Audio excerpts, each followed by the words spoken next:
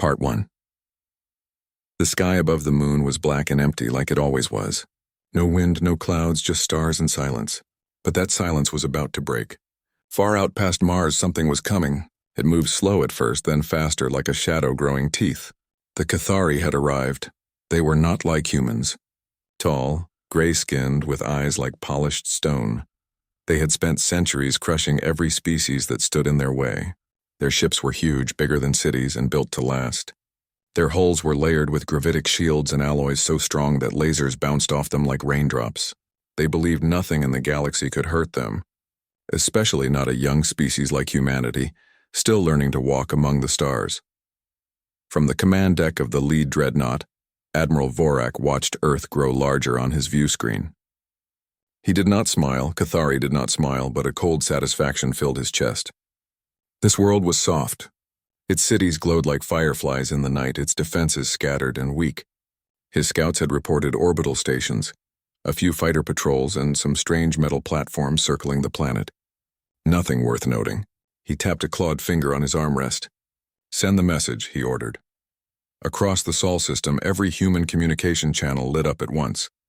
A deep, guttural voice spoke in broken but clear English. "You have 6 hours. Surrender your world, or be erased." On Luna Base Gamma, Lieutenant Kyle Dawson heard the message while drinking bad coffee from a dented mug. He didn't flinch. He just set the mug down and walked to the main observation window. Earth hung below, blue and fragile. He'd grown up in Colorado, fishing with his dad in mountain streams. He never thought he'd be the one standing between that world and annihilation. Behind him, Chief Engineer Lena Ruiz was already at her console, fingers flying over the screen. She was small, with dark hair pulled into a messy bun and grease smudged on her cheek. She didn't look like a hero, but she had built the thing that might save them all. "Thunderlance is online," she said without turning. "All 3 platforms report green." Kyle nodded. Project Thunderlance had been a joke at first. After the first alien scout ship showed up near Jupiter 5 years ago, just watching, never attacking, Earth's governments panicked. They poured money into weapons. Most were fancy, plasma beams, laser grids, drone swarms. But a few old-school engineers, including Lena's mentor, had whispered an old idea. What if they just threw something really, really fast? Railguns, simple, brutal, no explosives, no energy fields, just mass and speed. A chunk of metal, accelerated to a fraction of light speed, carried more energy than a nuclear bomb. The problem was no one believed it could work against advanced aliens. Their shields would stop it, they said. Their hulls were too strong. But Lena had spent 3 years proving them wrong. She'd run simulations, tested materials, and even convinced the military to let her build 3 orbital platforms in secret. Now those platforms, each the size of a football field, hung in space above Earth, loaded with slugs made of depleted uranium and tungsten. They were ugly, loud, and gloriously dumb, and right now they were all humanity had. Kyle walked over to her station. "You think it'll work?" Lena finally looked up. Her eyes were tired but sharp. "Physics doesn't care how fancy your ship is. If you hit something hard enough, it breaks." The Cathari just forgot that. Outside, the Cathari fleet formed up. Dozens of ships, sleek and black, moved into position like wolves circling prey. They weren't rushing. They didn't need to. To them, this was already over. Back on Earth, cities emptied. People huddled in bunkers or stared at the sky, waiting for fire to fall. In Houston, a young pilot named Marcus Bell sat in his ready room, helmet in hand. His squadron, 12 aerospace fighters, was Earth's last line of mobile defense. Their missiles wouldn't scratch a Cathari hull, but orders were orders. If the railguns failed, they'd fly anyway. Not to win. Just to show they wouldn't go down without a fight. On the moon, alarms began to blare. The Cathari had fired. 2 plasma lances, beams of superheated energy, lanced out from the front ships. They struck 2 old defense satellites near geosynchronous orbit. The satellites didn't explode. They simply vanished, turned to vapor in an instant. The light from the blasts reflected off the moon's surface, casting long, eerie shadows across Luna Base Gamma. Kyle's jaw tightened. "They're testing us, or showing off," Lena muttered. She pulled up a new screen. "Their shields are active, triple-layered, gravitic dampeners, quantum mesh, and some kind of harmonic buffer. Nasty. Can Thunderlance punch through?" She hesitated. "The simulations say maybe, but simulations aren't real life. We don't have real life left if we don't try. She looked at him for a long moment, then nodded. Alpha platform is ready, targeting the lead dreadnought, the one with the big spike on top. That's Vorek's ship, Kyle gave the order. Fire when ready, Lena typed in the final command.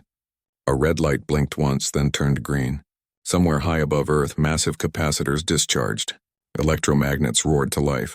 And a 120-ton slug of metal, cold and silent, shot into space at 9,000 kilometers per second. It took less than 3 seconds to cross the distance. The Cathari saw it coming. Their sensors picked up the launch, but they didn't react. Why would they? A solid projectile? Against their shields? It was like throwing a pebble at a mountain. The slug hit the outer shield. The shield flared bright blue, rippling like water. For a heartbeat it held. Then the slug kept going. It didn't explode. It didn't need to. Its speed alone carried the force of a small asteroid impact. The shield buckled. The slug tore through the second layer, then the third. It punched through the armored hull like it wasn't there, carving a tunnel through decks, engines, and crew quarters. Deep inside the ship, it struck the antimatter containment chamber. The explosion was silent in the vacuum, but bright enough to blind sensors across the system. The dreadnought broke apart in a storm of fire and debris. Chunks of metal spun wildly into the dark. Smaller ships nearby rocked from the shockwave. On the Cathari command ship, Vorek stood frozen. His claws dug into the armrests. Impossible, he whispered. On Luna Base Gamma, Kyle let out a breath he didn't know he was holding. Lena stared at her screen, eyes wide.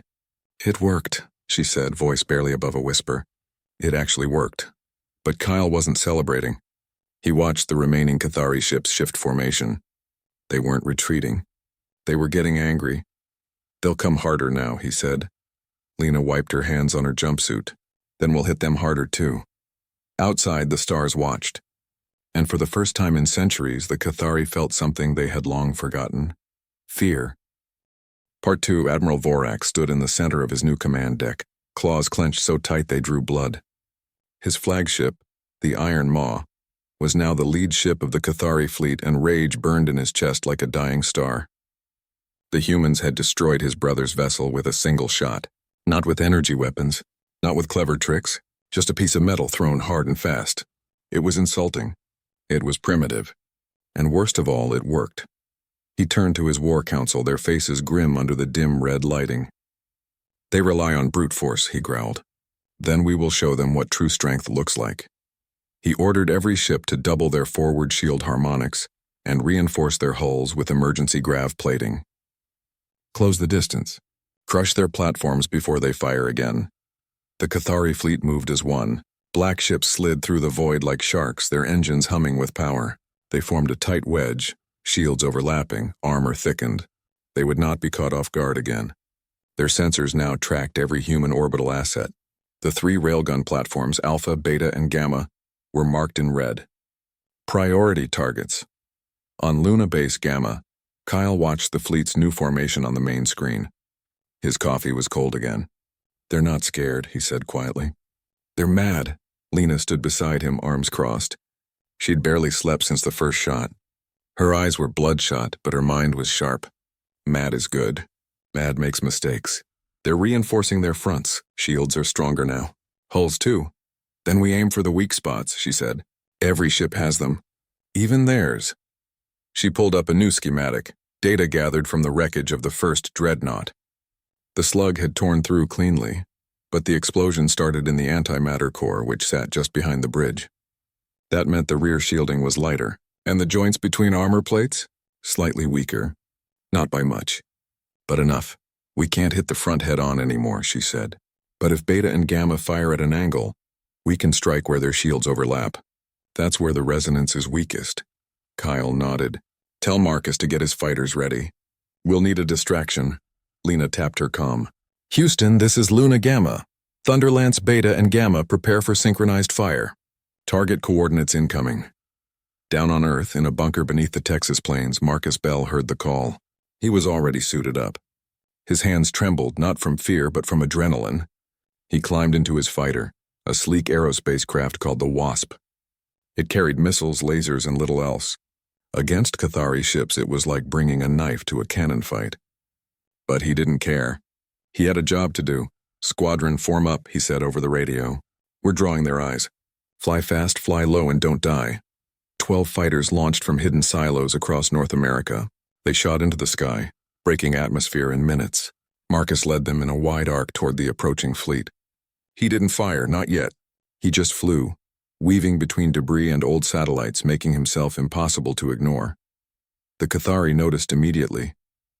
Smaller ships peeled off to intercept. Plasma turrets swiveled toward the tiny human craft. Marcus grinned. "There you go," he whispered. He fired his first missile, not at a ship, but at empty space near a Cathari cruiser. The explosion created a flash of heat and light, enough to confuse their targeting systems for a few seconds. His wingman, a pilot named Jake, did the same on the other side. The Cathari ships turned, shields shifting to face this new nuisance. That was the moment Lena waited for. "Now," she said. Thunderlance Beta and Gamma fired at the same time.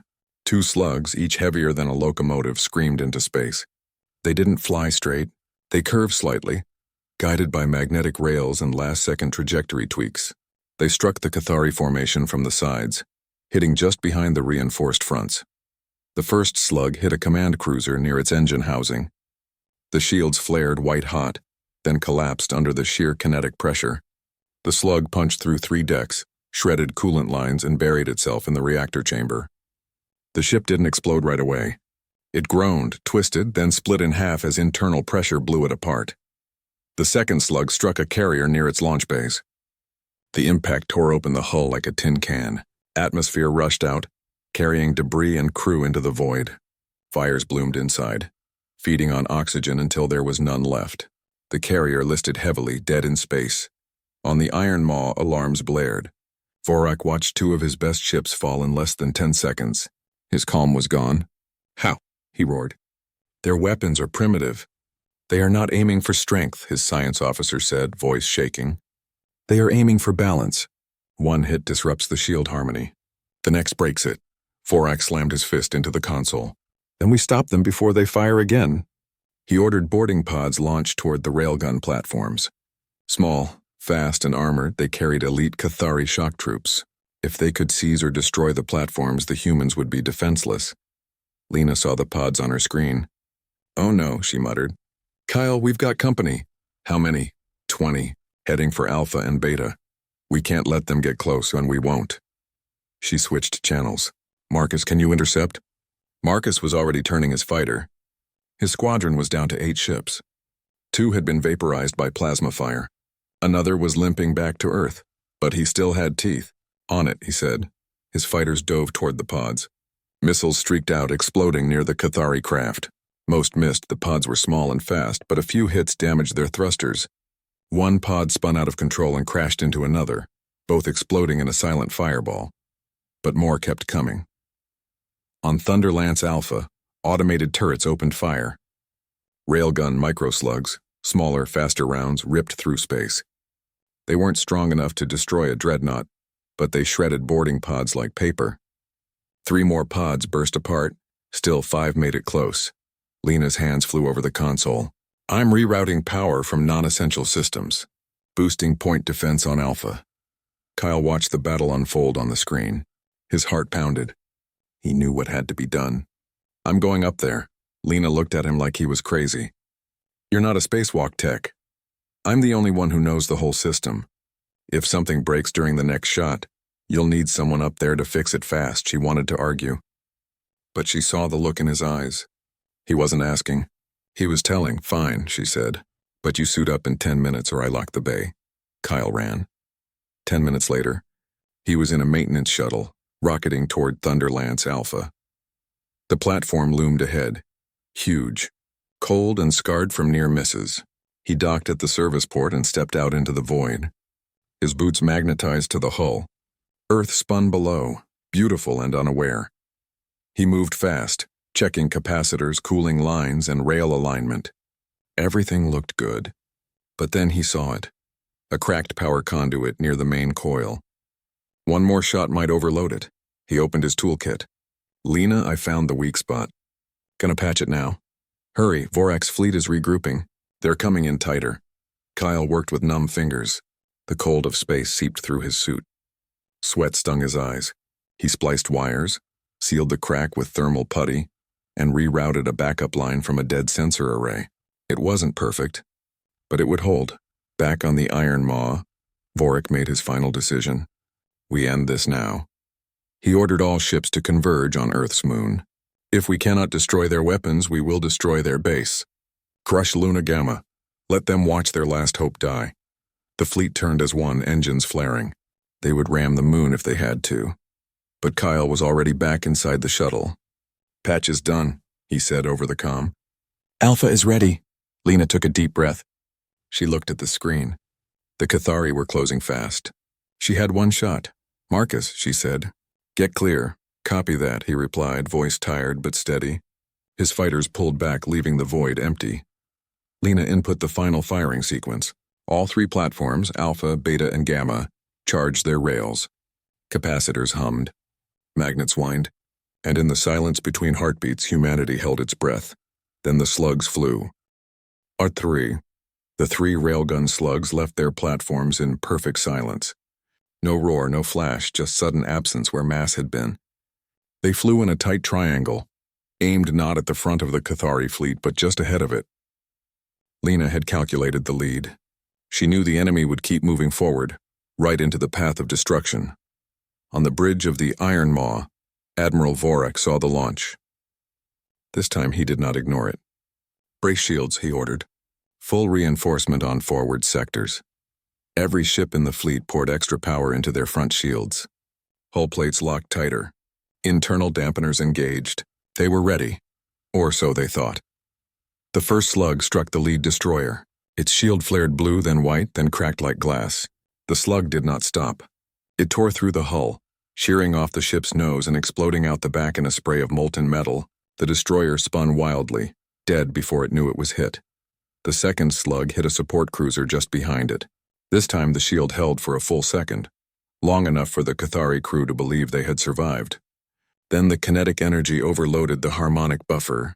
The shield collapsed inward, and the slug punched through the bridge, killing the captain and his entire command staff in an instant. The third slug was the heaviest.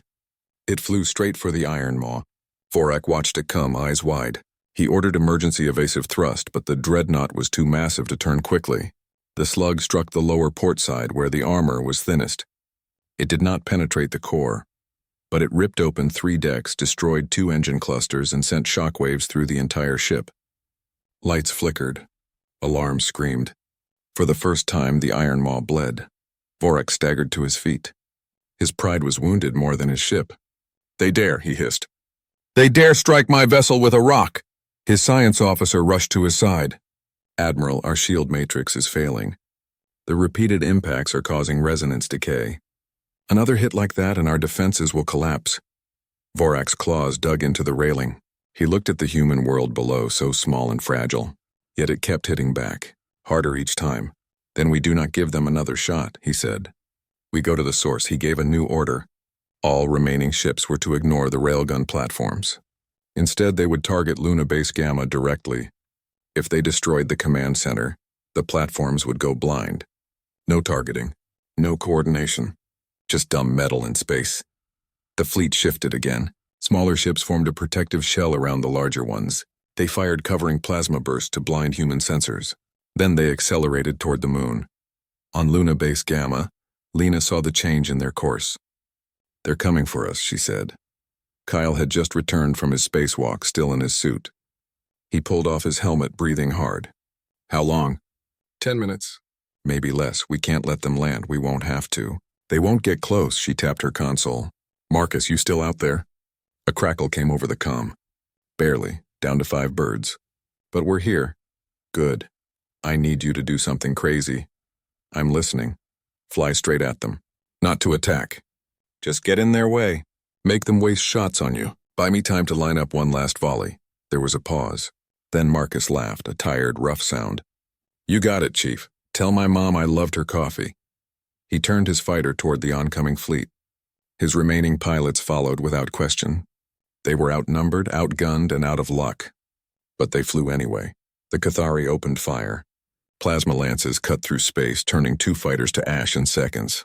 Marcus dodged, rolled, and fired chaff to confuse their targeting. He flew so close to a destroyer that he could see the seams in its hull. He didn't fire his weapons. He just flew. Fast, erratic, impossible to ignore. The Cathari ships turned to track him. Their formation wobbled. Shields shifted to face this new threat. It was exactly what Lena needed. She worked fast. Her fingers danced across the screen, adjusting aim, syncing timing, rerouting power from life support and lighting to the railgun capacitors. She didn't care about comfort now, only fire. Kyle stood behind her, watching the battle unfold on the main screen. He saw Marcus's fighter take a glancing hit. Smoke trailed from the wing, but the craft kept flying. "He's buying us seconds," Kyle said. "Seconds are all we need," Lena replied. She locked the final targeting solution. The 3 platforms were ready again. But this time she wasn't firing at ships. She was firing at the path ahead of them. She wanted to force the Cathari to break formation or fly into a wall of tungsten. "Firing," she said. The slugs launched. They struck empty space, but not for long. The Cathari fleet plowed right into the impact zone. One slug ripped through a frigate's midsection. Another shattered the wing of a heavy cruiser, sending it spinning into its neighbor. The third missed its target but exploded a fuel pod, creating a fireball that blinded sensors for precious moments. The fleet scattered. Vorak roared in fury. His perfect formation was broken. His ships were damaged. His pride was in ruins. And still, the humans fired. On the moon, Lena slumped in her chair. "That's all we've got for now. Capacitors need 10 minutes to recharge." Kyle looked at the screen. The Cathari were regrouping, but slower now. Confused. Angry. 10 minutes is a lifetime in a fight like this. Down in Earth's atmosphere, Marcus's fighter sputtered. His engine was failing. He'd taken too many hits. He knew he wouldn't make it back. But he also knew he'd done his part. He keyed his comm one last time. "Luna Gamma, tell them we held the line." Then his fighter went dark, tumbling toward the upper atmosphere, where it would burn up like a falling star. Back on the Iron Maw, Vorak made a decision. He would not retreat. Not after this. But he would not charge blindly either. He ordered his fleet to hold position. "Deploy gravity mines," he said, "and launch the boarding pods again. This time aim for the platform's control nodes."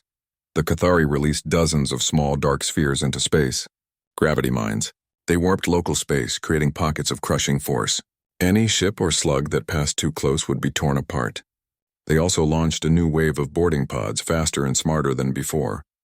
Lena saw the mines appear on her screen. "Oh no," she whispered. "They're trying to block our shots." Kyle leaned in. "Can we shoot around them?" "Not easily." The mines shift position. "They're alive," she thought fast. Then her eyes lit up. "But they're not smart enough to dodge." She pulled up a new program, something she'd written as a backup. "I can use the microslugs from the point defense guns to trigger the mines early. Clear a path. It'll take time. We don't have time. But we have no choice." She started the sequence. Tiny rounds fired from the platform, zipping toward the mines. One by one, the mines activated, collapsing in on themselves in harmless bursts of distorted space. A narrow corridor opened between them. "It's ready," she said, but only for a few seconds. Kyle looked at her. "Then we make those seconds count." He keyed the comm to all platforms. "This is Lieutenant Dawson. All stations prepare for final fire. Target the Iron Maw. Aim for the bridge." Lena input the coordinates. Her hands were steady now. She knew this might be the last shot humanity ever fired. Outside, the stars waited. The moon held its breath. And the Cathari fleet, proud and ancient, faced a species that refused to kneel. The capacitors hummed to full charge. The rails glowed hot. And somewhere deep in the void, physics prepared to settle the score. Piero 4. The Cathari boarding pods streaked toward the railgun platforms like angry wasps. Small, fast, and packed with elite shock troops, they carried plasma cutters and grav lances meant to slice through human metal like butter. Their mission was simple: seize control of Thunderlance Alpha, Beta, and Gamma, or destroy them from the inside. Without those platforms, Earth would be defenseless. On Luna Base Gamma, Lena watched the pods close in on her screen. Her fingers flew across the console, launching countermeasures. Drone interceptors shot out from hidden bays on each platform, firing micro-slugs in tight bursts. 2 pods exploded before they got close. A third spun away, damaged but still moving. We can't stop them all, Kyle said, standing beside her. His voice was calm, but his knuckles were white. I know, Lena replied. But we don't have to stop them. We just have to keep the platforms firing long enough. She switched channels. All platform crews lock down internal hatches. Activate emergency protocols. If they get inside, seal off sections one by one. There were no human crews on the platforms, just maintenance bots and remote systems. But the protocols would slow the Cathari down. Every second counted. Outside, the gravity mines floated like silent traps. Lena had cleared a narrow path through them, but it was shrinking. The mines were drifting back, pulled by the mass of the Cathari ships. She had maybe 30 seconds before the corridor closed. Capacitors at 90%, she said. 95, 98. The Iron Maw loomed ahead, its scarred hull glowing from internal fires. Admiral Vorak stood on the bridge, eyes fixed on the human platforms. He could see the energy building in their rails. He knew what was coming. Raise aft shields, he ordered. Divert all power from weapons. It was a gamble. Without forward weapons, his fleet couldn't fire, but if he saved his ship, he could still win. The capacitors hit 100%. Fire, Lena said. 3 slugs launched in perfect unison. They shot through the cleared path, just as the last mine drifted into place. The corridor vanished behind them. The Cathari saw the slugs coming. This time they were ready. The Iron Maw's rear shields flared to life. Thicker, denser, reinforced with emergency grav fields. The first slug struck the shield and stopped dead. It didn't punch through. It just hung there for a split second, glowing white-hot before exploding into vapor. Lena's heart sank. No, but the second slug hit a fraction of a second later. The shield was already weakened from the first impact. It buckled. The slug tore through the outer layer and buried itself in the engine housing. Metal screamed. Plasma lines ruptured. The Iron Maw shuddered like a wounded beast. The third slug never reached its target. A boarding pod, damaged but still functional, had latched onto Thunderlance Gamma. Its troops had already cut through the outer hull and were inside the control node. In their final act, they overloaded the platform's targeting system. The third slug veered off course, missing the Iron Maw by kilometers and vanishing into deep space. On the bridge, Vorak let out a breath he didn't know he was holding. His ship was hurt but not dead, and the humans had wasted their best shot. Finish them, he ordered. The Cathari fleet surged forward again. Plasma fire lit up the void. More boarding pods launched. Gravity mines shifted to block any future shots. It looked like the end, but Kyle wasn't watching the fleet. He was watching the data stream from Thunder Lance Alpha. Lena, he said slowly. The first slug didn't just hit the shield. It overloaded their harmonic buffer. Look at the energy readings. Lena pulled up the sensor logs. Her eyes widened. You're right. Their rear shield matrix is unstable. One more solid hit and it'll collapse completely. But Gamma's targeting is gone, Kyle said. We only have Alpha and Beta left. And their capacitors are drained, Lena added. They need time to recharge. How much? 8 minutes. Kyle looked at the screen. The Cathari would be on top of Luna Base in 6. We don't have 8 minutes, he said. Lena bit her lip. Then her eyes lit up. Unless we cheat. She turned to her console and started typing fast. The platforms share a power grid through lunar relay stations. If I reroute everything, life support, comms, even the base lights, I can dump emergency power into Alpha and Beta. Give them one more shot. But it'll take everything we've got, and if it fails, then we're out of tricks, Kyle nodded. Do it! Lena's fingers flew. Lights in the base dimmed. Air recyclers slowed. The hum of machinery dropped to a whisper. All power flowed upward into the rails orbiting high above. On the Iron Maw, Vorak gave his final order. Ram the moon, crush their base. Let them die watching their home burn. The dreadnought turned, engines flaring. It would take a direct hit to destroy Luna Base Gamma. But Vorak didn't care. He would bury humanity in rock and silence down on Earth. People watched in horror as the massive ship turned toward the moon. In Houston, in Beijing and Nairobi, millions held their breath.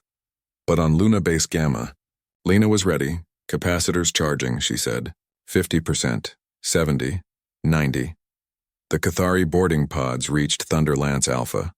Explosions flashed on the hull as the aliens cut their way in. But Lena didn't stop.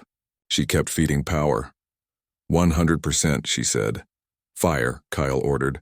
Alpha and Beta fired together. Two slugs, the last humanity had, shot into space. They didn't aim for the Iron Maw's rear this time. Lena had adjusted the angle. She aimed for the spot where the damaged engine housing met the main hull, the weakest point. The slugs struck in rapid succession. The first hit the scar left by the earlier shot. The unstable rear shield flickered and died. The slug punched through armor, tore through crew quarters, and ripped into the antimatter containment chamber. The second slug followed right behind it, diving into the same hole like a bullet through an open door. It struck the core directly. For a moment, nothing happened. Then the Iron Maw exploded. The blast was silent but blinding. Fire and metal filled the void. Smaller Cathari ships nearby were thrown off course by the shockwave. Debris rained across the lunar surface. On the bridge of what was left of the flagship, Vorik had no time to speak. No time to rage. He simply ceased to be. On Luna Base Gamma, alarms blared from the power drain. The lights went out completely. Only the emergency red glow remained. Lena slumped in her chair, exhausted. Did we get him? Kyle looked at the screen. The Iron Maw was gone. Only wreckage floated where it had been. Yeah, he said softly. We got him, but the battle wasn't over. The remaining Cathari ships were still out there. Leaderless, yes, but not harmless, and Thunder Lance had no more shots left. Part 5. The void around the moon was quiet for the first time in hours. Wreckage from the Iron Maw drifted in slow motion, glowing faintly from the heat of its death. Smaller Cathari ships floated nearby, their lights flickering, their crews stunned. Without Vorik, without orders, they did not know what to do. For an empire built on absolute command, silence was more terrifying than fire. On Luna Base Gamma, the red emergency lights cast long shadows. The air was warm, too warm, because the cooling systems were off. Kyle stood at the main window watching the alien fleet. They were not attacking, not retreating either, just waiting. Like they had forgotten how to move. Lena sat at her console, her head in her hands. All power was gone from the railgun platforms. No shots left. No tricks left. If the Cathari came again, humanity had nothing. But then something strange happened. One Cathari frigate turned its engines away from Earth. Then another. A cruiser powered down its weapons. Within minutes, the entire fleet began to pull back, forming a loose cluster near the edge of lunar orbit. They were not fleeing in panic. They were withdrawing with purpose. With shame, Kyle frowned. What are they doing? Lena pulled up a weak signal from a Cathari comm channel, broken but clear enough. She played it through the speakers. A voice, rough and tired, spoke in their guttural tongue. A translation program spat out rough English. The apes threw stones and broke our sky. She looked at Kyle. They're leaving. Why? Because they lost, she said simply. Not just ships. Not just their admiral. They lost their belief. They thought nothing could hurt them. Now they know better. Outside, the Cathari fleet turned as one and fired their engines. They moved slowly at first, then faster. Vanishing into the dark between Mars and Jupiter. They did not look back. On Earth, people began to cheer. In cities, in bunkers, in farms and forests, strangers hugged and cried. The sky was safe again. The nightmare was over. But on the moon, there was no celebration. Only exhaustion. Kyle walked over to the coffee machine. It was dead. He tapped it anyway, nothing. He smiled faintly. Guess we earned a real cup when we get home. Lena stood up, stretching her stiff arms. If there's any coffee left on Earth. They both laughed, a quiet, tired sound. Not the laugh of victors, but of people who had stared into the end and blinked first. Down in Earth's atmosphere, Marcus Bell's name was added to the memorial wall in Houston. His mother placed a single photo at the base, him as a boy holding a toy plane. She didn't cry. She just whispered, "You flew straight, son." Back on Luna Base, repairs began. Solar panels were realigned. Power slowly returned. The railgun platforms, though empty, still floated in their orbits, silent guardians made of steel and stubbornness. Days passed. Ships from Earth came to collect the wounded, bring supplies, and survey the damage. Scientists studied the Cathari wreckage. Engineers took notes on alien alloys. Politicians gave speeches about unity and courage. But Kyle and Lena stayed out of it. They spent their time watching Earth rise over the lunar horizon, blue and whole. One evening, as the sun set behind the crater rim, Lena broke the silence. Do you think they'll come back? Kyle didn't answer right away. He watched the stars. Maybe. But next time they'll know we're not just throwing rocks. We're throwing warnings, she nodded. And if someone else comes? Then we'll be ready. They didn't say more. They didn't need to. Far out in the galaxy, word spread. A young species in the Sol system had faced the Cathari, the unstoppable empire, and broken their fleet with simple physics and raw nerve. Other civilizations took notice. Some were afraid. Some were curious. A few sent quiet signals toward Earth, not with weapons but with questions. Humanity had not asked for this war.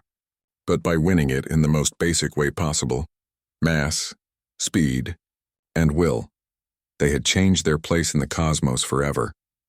No one called them primitive anymore. Months later, Kyle stood on a beach in Oregon, barefoot in the surf. The ocean was cold, the sky clear. He held a real coffee in a real mug. Lena sat nearby, sketching designs for a new kind of railgun, one that could fire from Mars orbit. They didn't talk about the battle much. But sometimes, when a shooting star crossed the sky, they'd both look up and smile, because they knew what most people didn't.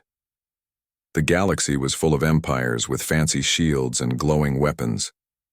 But none of them understood the oldest truth of all. If you hit something hard enough, it breaks. And humanity? Humanity knew how to hit hard. The stars watched.